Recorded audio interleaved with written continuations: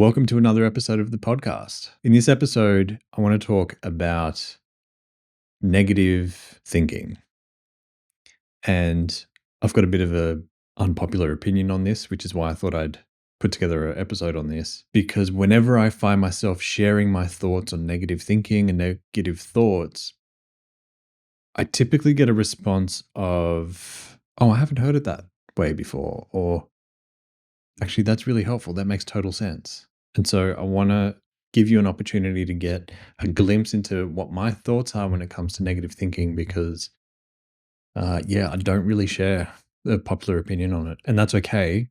And you may not like what I'm going to share in this episode, but my attempt is to give you something that's going to set you free beyond some of the paradigms of thinking that you currently hold. So, what am I talking about exactly? When we look at life, the human mind, and psychology, we typically throw thinking and thought patterns into two separate groups. There's positive thoughts and there are negative thoughts, or there are positive experiences and there are negative experiences. Now, something I learned a long time ago that has been quite empowering for me is that all experiences in life are actually neutral. In fact, they're probably a gift. And what we tend to do with our perceptions, because we have parts of the brain that are primitive, is that we tend to take experiences and divide them into one of two camps. It's either a positive experience or it's a negative experience. And so we will label something as good or bad or positive and negative as a way to keep things simple. Another way to describe this you may have heard before is that we tend to chase pleasure and avoid pain. And so when you look at our ancestors, what we would do before we were living in civilized existences where food was readily available, we would seek food. We would hunt for food, and it would give us a sense of pleasure when we would eat it, especially sweets. And it would activate different parts of the brain that would essentially release a sense of dopamine, which would give us a sense of reward. So, like, do more of this, get more of this food because it's rewarding. And so, what happens, we've evolved, our society has evolved and changed, and we haven't necessarily evolved our thinking to overcome and override the desire to throw something into the camp of being positive, which is something that we would chase, and putting things into the negative camp where those are things that we tend to avoid. And so people tend to do that when it comes to their internal dialogue and their internal thinking patterns or thoughts. For me, that's disempowering because what I've seen a lot of people experience over the course of my career so far is that I hear a lot of people say to me, I just need to stop having these negative thoughts. I just keep defaulting to negative thinking and there's something wrong with me. Like, I got to stop doing that. I don't like that.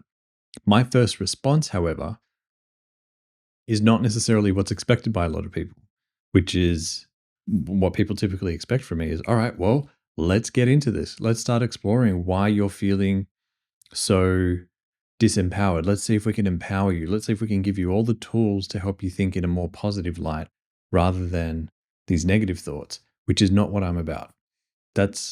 I don't particularly like that approach. Now, here's why. I'll take you back a little bit in my story. I remember when I was a child, around the age of 5 or 6, I remember having these questions in my mind of if negative experiences and negative things served no purpose, why would they exist in the first place?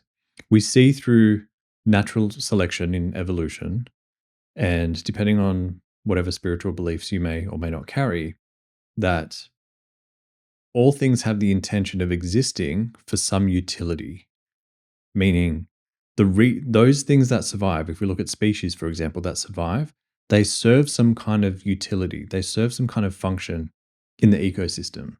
And so there's a reason for their existence.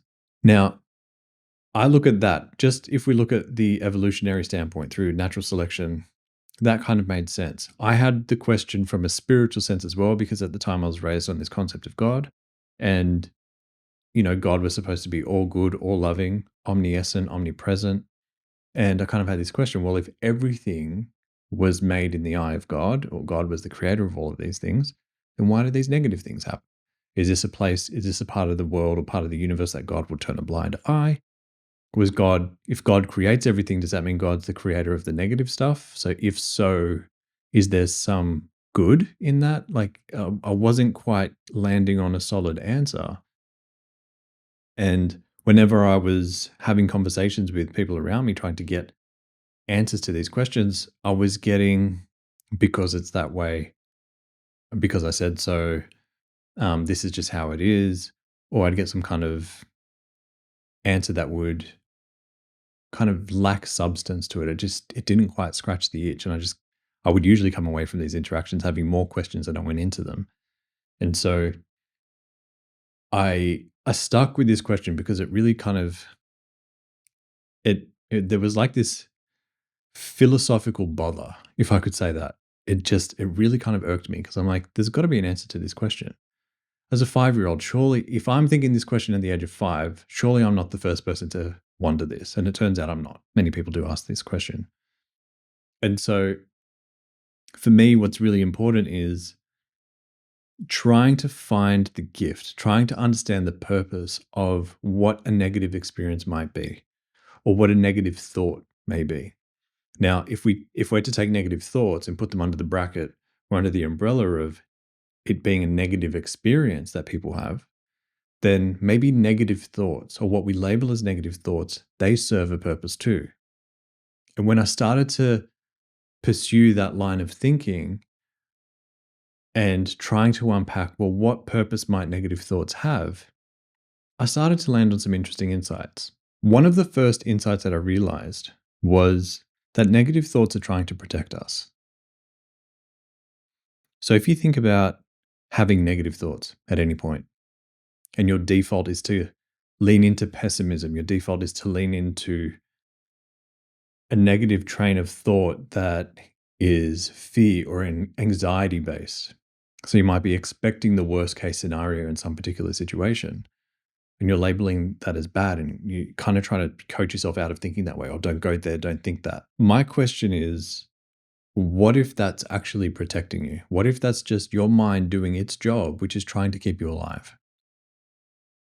So if you know that something is going to be dangerous, for example, if you know that juggling really sharp kitchen knives is probably going to be quite dangerous for you, lead to some kind of injury, or if you do things wrong, potentially being a fatal experience, then you're probably going to not do it. And the idea, if someone's like trying to encourage you to do it, you will start to experience anxiety, you'll start to experience fear. That's a normal response because your brain is telling you this is going to lead to pain. And so it's trying to protect you from doing the thing so you don't do it, so you don't experience injury or a potential fatality. So it's a protection mechanism. And you could use this for any scenario. This is why people are scared of heights in different circumstances. This is why people experience anxiety when they fly, because in their mind, flying leads to some kind of trap. It leads to some kind of pain. It leads to the potential of fatality as far as their mind is taking them, as far as their mind is concerned. People feel this way when it comes to the way they spend their money. They can get really anxious and fearful. Whatever the situation is, there's an imagination that's occurring where the worst case scenario is being painted out with the brush of your imagination. And it looks very real because your mind can't distinguish the difference between reality and imagination. So it looks real, it feels real. And then what happens is when people start to get consumed by that worrying thought, they feel like they've just gone down through this negative spiral. But here's where things are really interesting. What if your mind is actually going down that pathway, that train of thought, to help you prepare for the worst? So imagine this. Imagine you're scared of some particular outcome. What's a common one? You're scared of going for a job interview and you're getting anxious about it.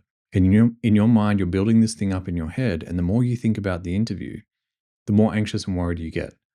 The thing is, what you're worrying about is the specific details that you're imagining in the future. So for example, you might imagine yourself fumbling your words. You might imagine yourself humiliating yourself for saying something stupid or saying the wrong thing like you're being tested, because interviews can sometimes feel like you're being tested. You're imagining some very specific detail in the future.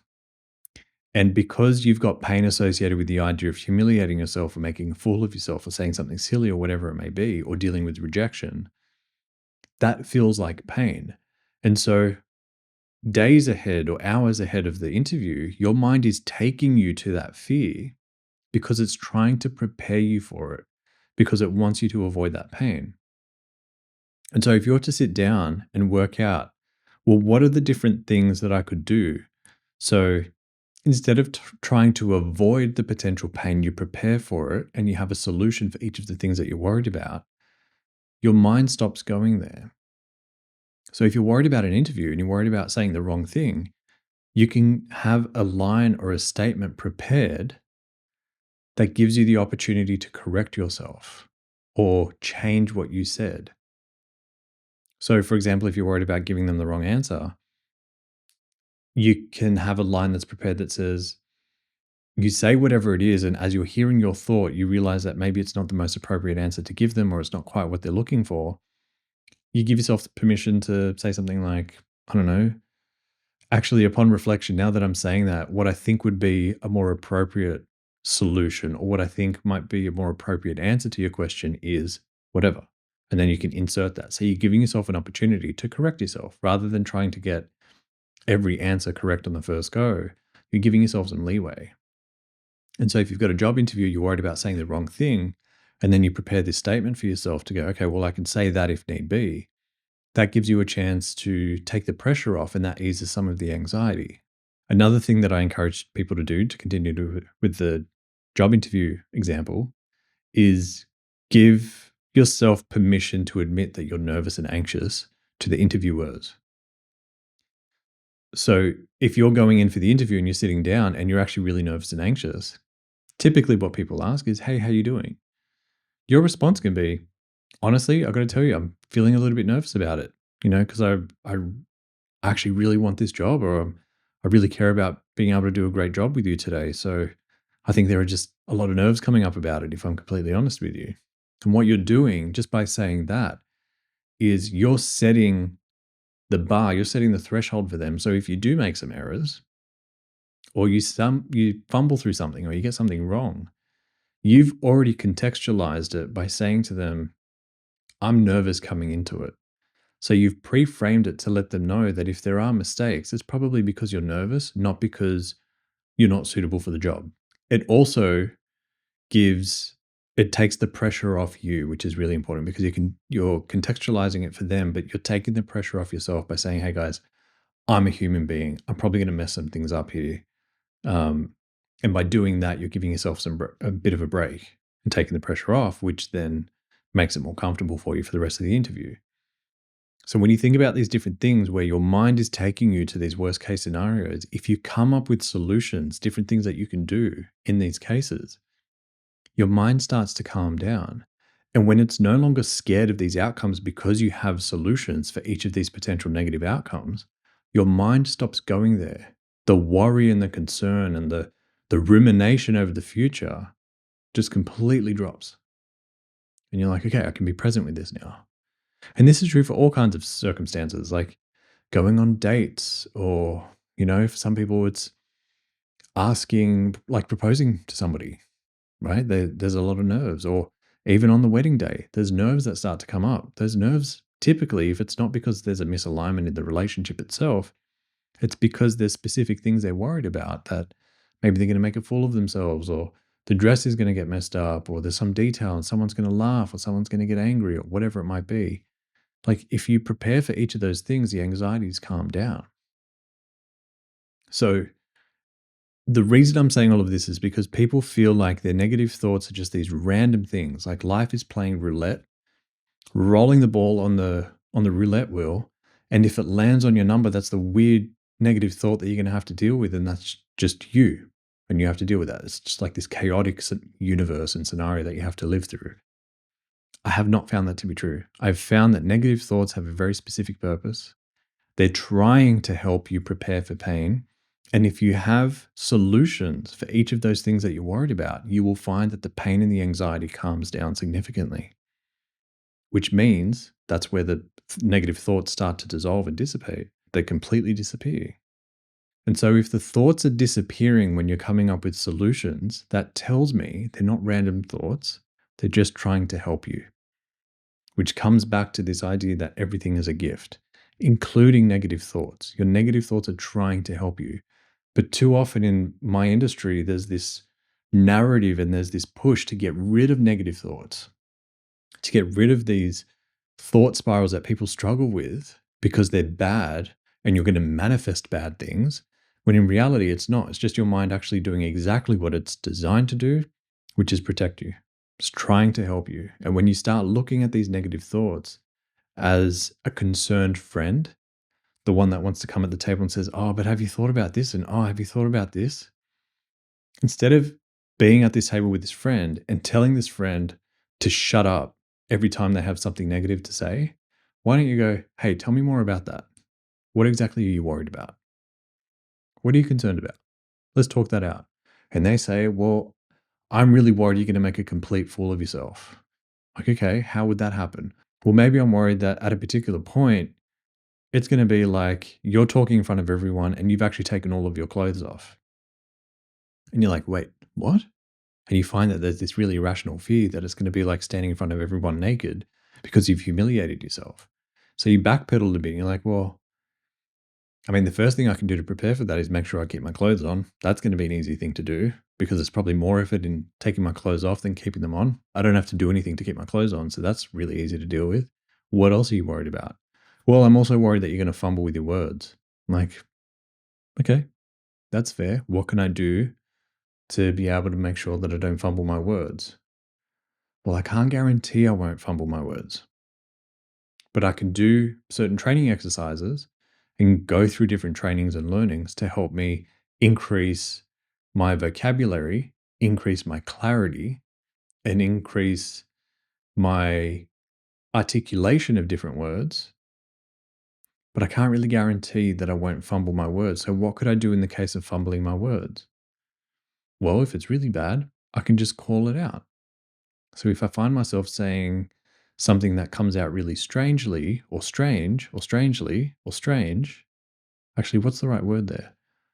Sorry, I'm getting a bit confused on the language there for a second, right? That's something that you can say. I was just giving a silly example of it, but you can give yourself an opportunity to say, like, well, I don't know why that was coming out strangely, but what I meant here was this, right? And you give yourself a couple of phrases or a couple of different things that you can use to prepare yourself for it. And then suddenly this worry that your friend, which is your anxiety and your fear and your negative thought has, starts to calm down. You're like, okay, well, what else are you worried about? Well, I'm also worried about what happens if I trip. Okay, well, what what would lead up to a trip? If I was to physically trip over, well, why would that occur? It's because I'm moving too quickly, I'm not looking where I'm going, or I'm not paying attention to what I'm doing. Great. Okay. So what if I just make sure that whenever I'm moving around in this particular setting, if it's a presentation, that I'm aware of the physical space, I move slowly. And if I am walking a bit of a distance, that I'm looking where I'm walking and not just staring up at the wall or staring up at the clouds or something like that. Like, okay, that does make me feel better. That's going to decrease the likelihood of me tripping. And so by addressing each of these concerns that your negative friend has, which is just a part of your thinking, what you're doing is you're considering it. You're providing them with a solution to each of those things, as opposed to just going, shut the hell up, stop bringing these things up. I don't want to focus on that. When they're actually trying to be helpful, they're not trying to be a nuisance. And what this does is it starts to completely change the way you see negative thoughts. I'll give you an example. I'll give you a personal example where this occurred for me. When I was writing my manuscript for my book, I don't know if you know this, but when I wrote the original manuscript, it was actually 3 books worth of writing. And the editor I was working with at the time, when I first started working on publishing the book, she said to me, "You can't publish this thing. It's way too big. This is like a Bible for people. You need to cut a lot of things out or break this up into smaller books." And so we broke it down into the first book, which is available. It's called How to Do Life if you don't have a copy. And while I was writing that book and I was sitting down to write it, what I found for the first maybe 40,000 words that I was writing, Every time I sat down, each night, I sat down and I would start writing another chapter, I had this thought that would kick into gear really quickly that was basically saying, who the hell are you to be writing a book? As if it was a critical comment, not a supportive one in any way.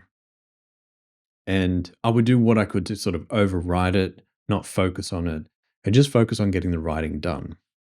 But it happened every time I sat down. Who the hell do you think you are to be writing a book? And then if I wrote a particular claim in a chapter or something that was a really important principle or concept, again, I would hear the same kind of thought, like, who are you to say this? Who do you think you are? And it was really fascinating to me. And then eventually I just got to this point where I'm like, okay, I can't ignore this anymore. I can't just push past it because I've still got, had 40,000 words at that point. The book that I wrote ended up being, the original manuscript ended up being about 160, 170,000 words. So it was quite significant. And I'm like, I can't just push past this for another 120,000 words or whatever it was. Like there's a lot of work and that's kind of exhausting. So I chose to slow down, turn around and face this criticism of like, who the hell are you to be writing this book? And I thought, okay, I'll use this approach of what if this is a friend, not an enemy? What if this is a part of my psyche that's trying to help me in ways that I didn't realize? So it's like, okay, what are you trying to say to me? What's the issue here? They're like, you are stepping out, putting yourself out there, sharing these ideas. Who do you think you are doing so? And I thought, okay, I could sit here and say, and get really defensive about it and say, well, you can shut the hell up. I know what I'm doing. I know who I am. Kind of stand there with a lot of pride and arrogance and overconfidence. And I thought, no, let me be humble about this. And so I sat down and I was like, okay. And I was writing this out by hand at the time through a journal entry. And I landed on, my name is Giorgio, Janice. I have overcome a lot of my own anxiety, panic, depression, and confusion in life. And I've helped a lot of other people do the same thing in theirs. And so these writings are my attempt to document my experience for myself, but also to help other people that might be looking for this kind of help. This isn't for everyone, and it doesn't have to be for you. And I realized it was just me sharing my experiences. It wasn't me trying to say everybody needs to listen to me. It wasn't me saying, I'm everybody's hero. Watch me come through and save the day. I'm going to change the world and people don't realize it. This was me just being really humble about it and going, this is what I've experienced. This is how I've helped myself. This is how I've helped others. This is what's worked for me. And I'm just documenting this for other people to be able to use in their lives. And you can take it or leave it. No harm, no foul. No judgment. If you don't want it, that's totally okay. There's nothing wrong with you for not wanting this stuff. And I won't take it personally. It's not a personal rejection. It may just be that you don't like my style of communication or you don't like what I'm particularly sharing. And that's fine. And when I was able to address it that way, it calmed down this criticism. What I realized was that criticism was trying to help me prepare for the potential criticism that I get when I release this book and I continue to build an audience and share this with more and more people. It stopped being about the approval of others and became more about, this is what I've got. You're welcome to it if you like. No harm, no foul. And because I had an actual answer to the question of who do you think you are, and it was a genuine answer and it was humble, the negative thoughts stopped coming up. So every time I sat down to write the next chapter, I didn't experience that negative thought coming in saying, who do you think you are? Because I had addressed it, not attacked it, not shut it down and suppressed it. I just sat down, slowed down, and spoke to this part of my psyche, so to speak, as a friend, like as if it's trying to help me in some way by being overprotective. When I was able to address that issue head on, it all changed. It all calmed down. Because in that moment, I was being reminded of the value of negative thoughts. It was a really important lesson for me because that was something I was teaching, but I had forgotten it for myself, which is irony at its finest. So for me, what I keep coming back to whenever people tell me that they're struggling with negative thinking or negative thoughts, they don't know how to overcome it, my immediate response is don't judge it. Let's find the value in it because it's trying to help you. And when you approach it through the lens of it being a friend that's trying to help you, your experience of negative thoughts will change. You won't judge them. You won't try and get rid of them, but you will lean in and try and understand them. And by understanding them and appreciating them, they dissolve. So it's a little bit of an unpopular opinion. It's certainly not necessarily popular in the entrepreneurial spaces, especially the brute force, just push through everything guys out there. I don't need to name drop, but if you're in that space, you know who I'm talking about. I'm not about that. I'm more about just understanding them because you completely disarm this part of your mind when you realize that it's helping you and it stops looking like an enemy and starts looking like a friend. So please don't judge these aspects of yourself. It's not random. It's not coming from nowhere. It's coming up for a very specific reason. Now, I can also give you this really quickly. If you keep hearing the same inner criticism or the same dialogue that keeps coming up in your mind, what can happen is it's the voice of somebody else from your past who would say things like that all the time. Like, you're not good enough to do something like that.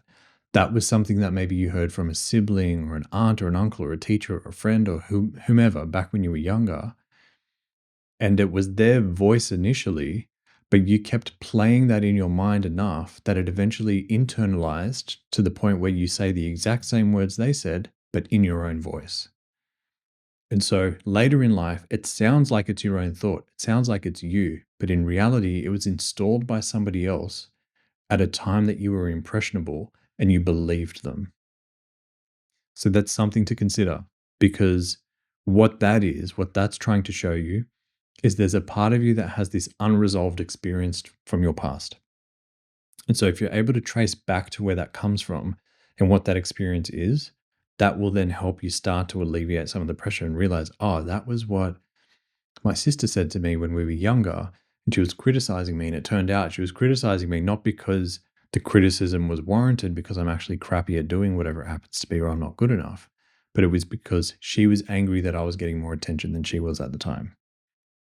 And then suddenly it takes the meaning out of it. It shifts the meaning and the context because you're realizing, oh, it wasn't an attack. It was her feeling upset about something. She was lashing out and making it sound like I wasn't worthy when in reality she was just in pain and had nothing to do with me. And it kind of liberates you from that experience. And so then in the present day, that inner dialogue of that criticism that that you're used to hearing in your own voice, but was your sister's original words, it stops affecting you. So I want to give you that little piece because sometimes it does come from your past. I can't overgeneralize, but the reality is sometimes these experiences do come from the past. And whenever I've had that come up with people, I will trace it back. I will work through and change the perception of that original experience. And then that whole narrative, that whole dialogue of you're not good enough, you didn't do as well as you should have, or you're not worthy, or whatever the little statement is in their mind, that dissipates too, because it's no longer something that they're reliving from their past. So I thought I might give you that little caveat because I think sometimes people struggle with that too. All right. So with that being said, please take the time to understand the negative thoughts. Don't suppress them. Don't push them aside. Engage with them like they're a child or they're a friend that's trying to communicate something to you. And the only way they know how to is through fear, is through negative thoughts, is through worry, is through some kind of criticism, whatever it may be. Slow down, engage with it. Listen, dialogue with that part of yourself. Try and understand the gift of what it's trying to show you and prepare for the different circumstances that it's painting out for you. And you'll find that it calms down because it's just that really overprotective part of yourself trying to help you avoid pain, because we all have these parts of ourselves that are important to overcome and transcend. If we want to master our lives and our mind, we've got these parts that are avoiding pain and chasing pleasure. So if we can override those and transcend them, we're no longer being ruled by these two different parts and we start to govern them. So anyway, they're my thoughts on negative thoughts. Come back to this, re-listen to this as many times as you need, because there's a good chance, like I've crammed a lot in here. I haven't gone really deep, but I've also crammed. I've made this kind of dense for you because I want you to extract as much value as you possibly can. Each time you come to this episode, you'll hear something different. So My hope is it's valuable. My hope is that it frees you from this dogma and this way of thinking that negative thoughts are bad. They're not. They serve a purpose. I've been doing this for a long time and I haven't found a situation where that's not true. So hopefully that helps you. That's my aim. Anyway, thank you for listening. Thank you for being here. I really do hope that you get value from it. And please make sure you leave a review. If you're listening to the podcast on Spotify or Apple Podcasts, it makes a huge difference. It helps let other people know that we're bringing value and this is a podcast to check out. You may actually change somebody's life with your review. So I ask that you spend a minute doing so. And in the meantime, we'll keep producing content and getting it out to you. Thank you so much for being here. Lots of love. I'm Giorgio. I'll see you in the next episode.